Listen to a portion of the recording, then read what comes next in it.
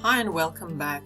Today we're going to talk about the different methods, or the 4 most popular methods at least, that's currently used in TESOL and TEFL classrooms, as well as in online teaching.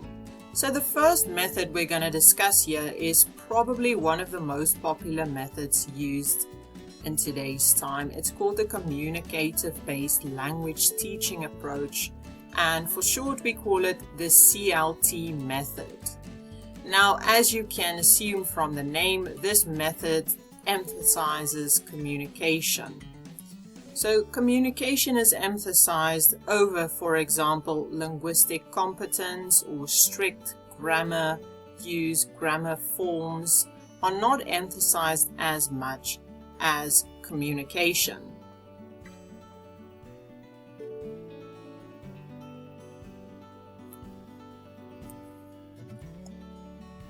Now let's have a look at this question over here. Why do you think learners want to learn English? What would your motivation be when learning a new language? So think about it a little bit. What do you think your motivation would be? So from what I've experienced, the learners usually want to learn the new language for a variety of reasons. One is travel enthusiasts. They want to learn travel language. They want to be able to travel to Western countries like Europe and the US and be able to get around by themselves without using translations on their phones, because as we know, that's not very accurate. They also want to be able to interact with the locals there and maybe have a conversation with them. So that's your first type of learner. Your second type would be someone who is very career focused and they want to improve their business English, as well as be able to communicate with their colleagues who are probably foreigners, or they want to aim to get a promotion or work at an international company. Then we have younger learners who want to go study abroad in the UK or the US, and they want obviously to be very competent in the English language. So they learn English from a young age and just try and improve it as they go. So by the time they're 18, they're almost fluent in the English language, which is quite impressive.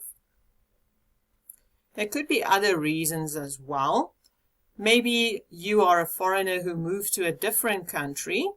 Say if you are from China and you move to Canada, so then you have to learn English to get around as well, and just to talk to the locals and become more a part of the community there. So that's another reason. The last reason is just like you would find or come across students in Thailand. They really just want to be able to understand Western culture a bit more. They want to understand the movies in English, watch the series, and learn more about Western culture. So that might be another reason for them to learn language. So next up, we're looking at the CLT language teaching approach, which emphasizes student interaction. And the aim of this method is, of course, to foster communication rather than linguistic competence. The approach in teaching languages, which dates back to the 1980s, it was started in the 1970s, developed a bit further, became popular in the 1980s and so on. So students are learning English here as a second language, and in this method they are encouraged to use English as often as possible, also to refrain from using their second language at all.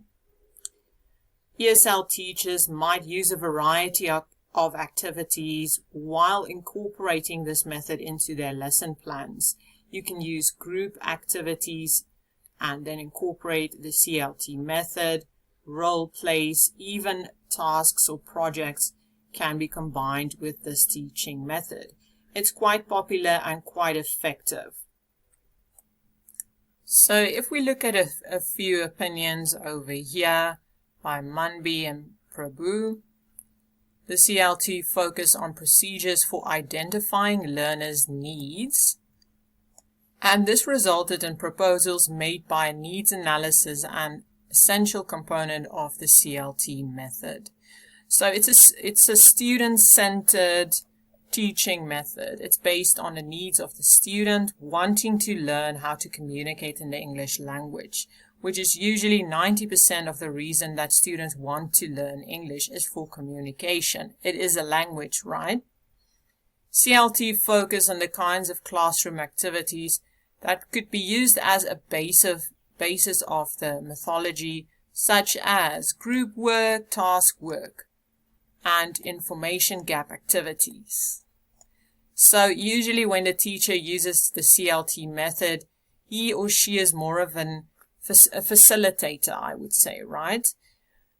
So the teacher is observing, making notes, helping the students, but usually they are given group work or task work and they have to interact with one another and communicate. Also, teachers are very strict with them when they use or go back to using their first language. The focus is on using English as the target language here.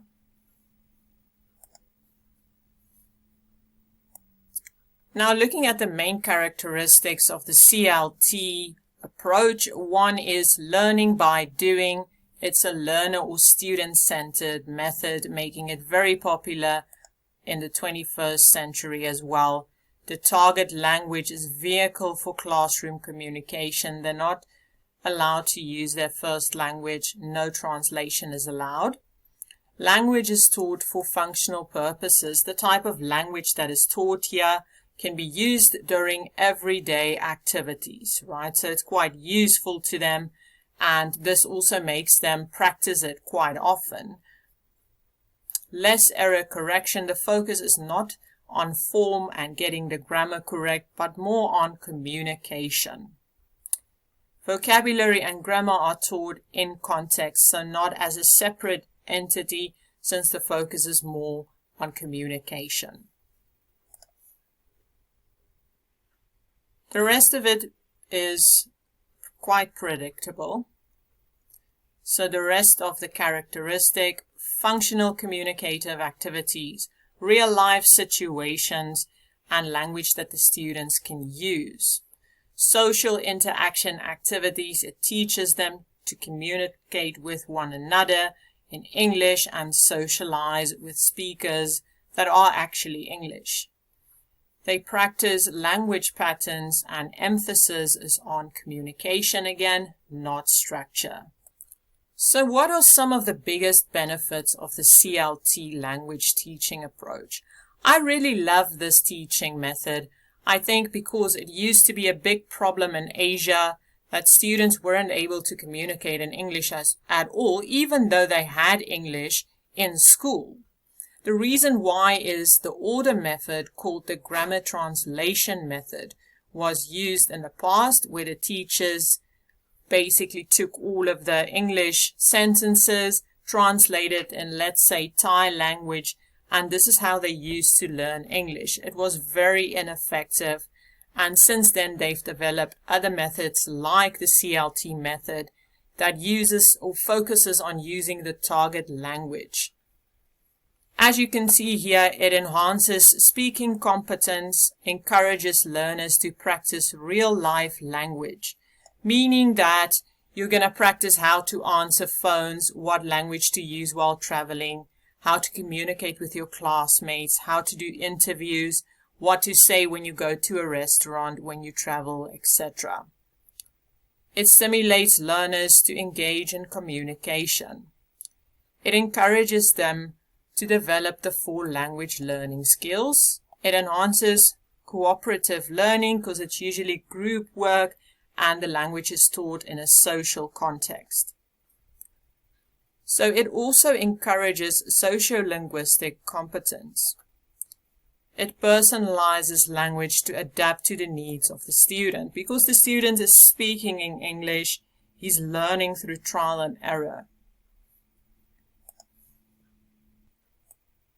Of course, the CLT method comes with a few challenges as well. It focuses on fluency and not accuracy. So if you are a student aiming to go to a Western university and you are only taught by teachers using only this method, that could be problematic for you, because if you want to go to a Western university, you have to focus on accuracy, grammar, structure, writing as well, right? Language produced may be grammatically incorrect. So while the students are busy developing their language skill, they're not always corrected when they make a grammar mistake. So they could be learning the incorrect grammar and start using it as a habit, right? Shy students sometimes get left behind because they don't often communicate that much when they're doing a task. Alright, so perfect. Now we can look at some of the classroom activities. Role play activities, that's an example of the CLT method, right? Game shows, hosting game shows in a group formation. Interviews with a famous person or just with one of your classmates, but usually one student has to pretend to be a famous person, the other one has to interview them. Sometimes they do it in front of the class as well. Talk about your favorite YouTube video. This is very relevant to the new generation, but it is a one-person presentation. Debates also emphasizes the CLT method because you have to communicate, but debates is also done in groups, right? It encourages using the language freely as you go. Content creation like video creation. This is actually CLT plus task-based learning, which we're going to talk about as well, right? But the CLT method is used in combination with task-based learning quite often as well. So what kind of materials can we use when we are teaching using the CLT method? Scripts or role play activities, because this creates a real life situation for the students and they get to communicate, solve problems, interact socially. YouTube videos, PowerPoint presentations, the whiteboard can always be utilized as well here if you don't have the other resources available. And then just basic stuff like a computer, a printer, the lesson plans that you're printing out. You can print out worksheets as well.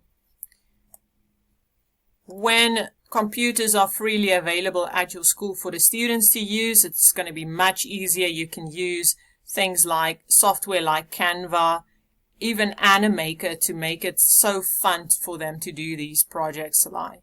And shortcut video editing. So they're going to learn a lot of skills as well while they're busy doing these projects. Here also visual aids are also used, like making posters. If you don't have computers available at your school, you can always get them to do this. So I've spoken before about using Canva, and I'm going to mention it in your free resources as well, because Canva is not only beneficial for students but also for teachers. It's a very good software that is freely available for educators, and some of it is also available for students, right? It is similar to Microsoft PowerPoint, I would say. You can make presentations on there and you can customize it. But it has a lot of extras as well, like you can create social media posts on there, marketing templates, posters, online infographics that can be customized. The software is free to use, like I mentioned, very relevant in the digital age, and will excite the students because they can use their creativity here and they can plan it out, right? And they can present their project afterwards as well.